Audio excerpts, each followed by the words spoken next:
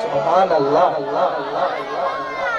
मानवीय पाक जे किरदार मथा घोर बना, मानवीय पाक जे किरदार मथा घोर बना।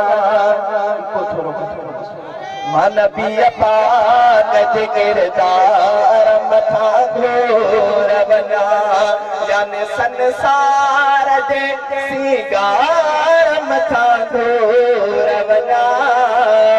मानवीय पाक जे किरदार मथा घोर बना, जंहिंजे अखलाक जो दारैन पयावास वठ, जंहिंजे अखलाक जो दारैन पयावास वठ। मां मोहम्मद जी चमहकार मथा घोर बना, मां मोहम्मद जी चमहकार मथा घोर बना, यानी संसार जे सिंगार मथा घोर बना। मानवीय पाक जे किरदार मथा घोर बना, मानवीय पाक जे किरदार मथा घोर बना। उनखे अॻ में इफ़्तिज़ा जो ख़ुदा ताज ॾिनो, उनखे अॻ में इफ़्तिज़ा जो ख़ुदा ताज ॾिनो। हाशमी हो तजी दस्तार मथा घोर बना, हाशमी हो तजी दस्तार मथा घोर बना, यानी संसार जे सिंगार मथा घोर बना। मानवीय पाक जे किरदार मथा घोर बना,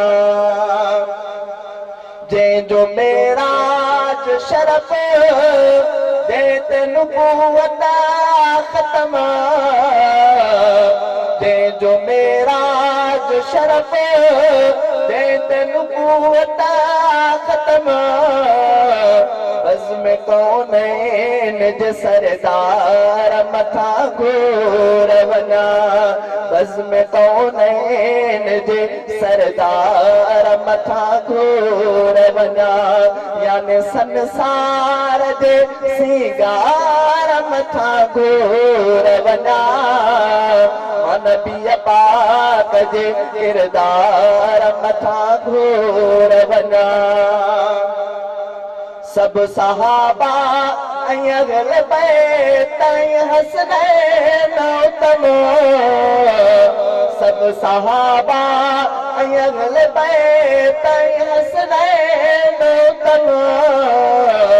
उनजे बचण ताईं हर यार मथा घोर बना, उनजे बचण ताईं हर यार मथा घोर बना, यानी संसार जे सिंगार मथा घोर बना।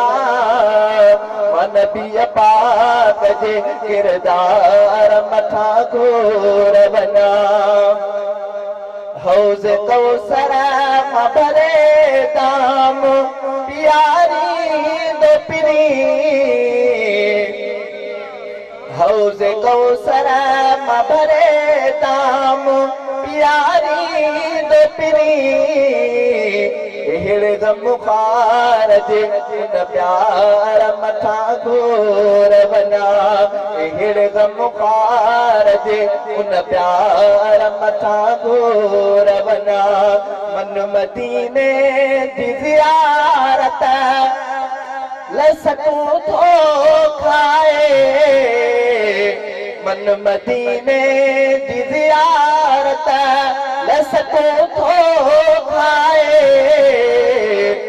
मां माथो सोहराब उनय पार मथा घोर वञा माथो गोपांग उनय पार मथा घोर वञा याने संसार जे सिंगार मथा घोर वञा नबी पाक जे किरदार मथा घोर वञा